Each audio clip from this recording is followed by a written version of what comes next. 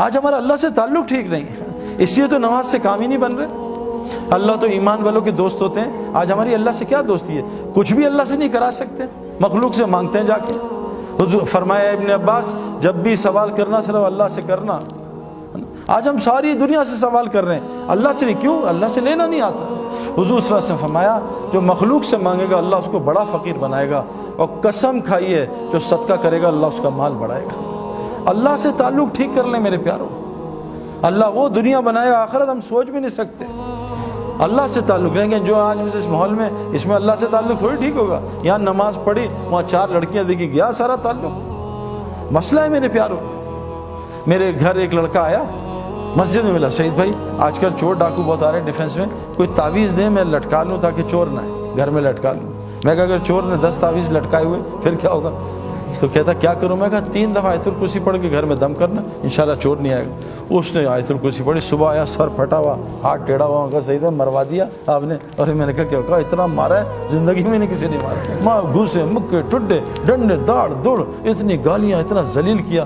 میں کہا کیا؟ کہتا آپ نے مروا دیا نا۔ اب مجھ سے غلطی ہوئی کہ میں نے اسے آپریشن سے، بے ہوشی سے پہلے آپریشن کر دیا نا۔ میں اس کو سمجھاتا، کوئی اس کو پرہیز بتاتا، تو میں بھی گھبرا۔ پھر ایک دم اللہ نے دل میں کہا بھائی بتاؤ کیا ہوا تھا؟ کہتا ہم گھر گئے سب رات کو، میں نے سب کو کہا بھائی چور، کل بھی ادھر چوری ادھر چوری، تو سعید بھائی نے بڑا اچھے دوائی دی ہے انشاءاللہ سیٹ ہو جائیں گے۔ تو لیکن ڈاکٹر پرہیز بھی تو بتاتا ہے نا۔ اب اس نے دوائی کھا لی 3 دفعہ آیت الکرسی۔ میں کہا پھر کیا ہوا؟ کہا بس ہم نے ایک نئی انڈین فلم دیکھی تھی۔ اب بتاؤ پٹائی تو ہونی چاہیے، ایک طرف فلمیں بھی چل رہی ہیں، ایک طرف آیت الکرسی بھی چل رہی ہے۔ تو ہمارا معاملہ اللہ سے صحیح نہیں میرے پیارے۔ اے ابن عباس تو اللہ کے دین کی حفاظت کر، اللہ تیری حفاظت کرے گا۔ آج مجھے واٹس ایپ آتے ہیں، سعید بھائی آپ تبلیغ والے کیا کر رہے ہیں؟ اس ملک میں لڑکیوں کے ساتھ یہ ہو رہا ہے، اس ملک میں یہ ہو رہا ہے۔ بھائی کیوں نہ ہو، اللہ تو حدیث میں آتا ظالم ہے ہی نہیں، رائی کے دانے کے برابر اللہ نے اپنے اوپر ظلم حرام کیا ہوا ہے۔ اللہ ظالم ہو ہی نہیں سکتا، اللہ چھوٹے ظالم پہ بڑے ظالم کو مسلط کرتا ہے۔ ان لڑکیوں سے کہا پردے میں آ جاؤ، پردے میں آ جاؤ۔ ان لڑکیوں سے کہا، قرآن کہہ رہا ہے، دیکھو قرآن کی آیت ہے، اے مومن مردوں اپنی نظریں نیچی کرو۔ ساتھ عورتوں کو بھی حکم ہے، اے عورتوں تم بھی نظریں نیچی کرو۔ جنت کی عورتوں کی نشانی بتائیے، یہ حوریں کیا ہوتی ہیں؟ یہ خیمے میں رہنے والی ہوتی ہیں، سورہ رحمان ہے۔ جنت کی عورتوں کی نشانی بتائیے، یہ نیچی نگاہوں والی ہوتی ہیں۔ آج تو ہماری لڑکیاں لڑکے سارے اونچی نگاہوں والے، یہ جنت کی نشانیاں تھوڑی ہیں۔ جس آدمی کی وہاں جنت بنتی ہے اللہ پہلے اس کی دنیا جنت بناتا ہے، اس کا سایہ اتارتا ہے۔ وہ سکون، وہ محبت، وہ سلامتی، وہ چین، وہ بے خوف زندگی جنت کی اللہ کی قسم اللہ دنیا میں عطا کرتے ہیں۔ اور ہم نے دیکھا ہے ہزاروں کی دیکھتے ہیں۔ اور جس کی مرنے کے بعد جہنم بنتی ہے اللہ پہلے اس کی دنیا کو جہنم بناتے ہیں، جس میں سب سے پہلی نشانی اس کے دل کو، سکون کو خراب کر دیتے ہیں اور اس کے دل کو خوف سے بھر دیتے ہیں۔ آج ہمارا سب کا یہ حال ہے۔ تو سب سے پہلی چیز، اور یہ اللہ سے تعلق کیسے صحیح ہوگا؟ یہ دعوت اللہ کی محنت کے بغیر نہیں ہو سکتا۔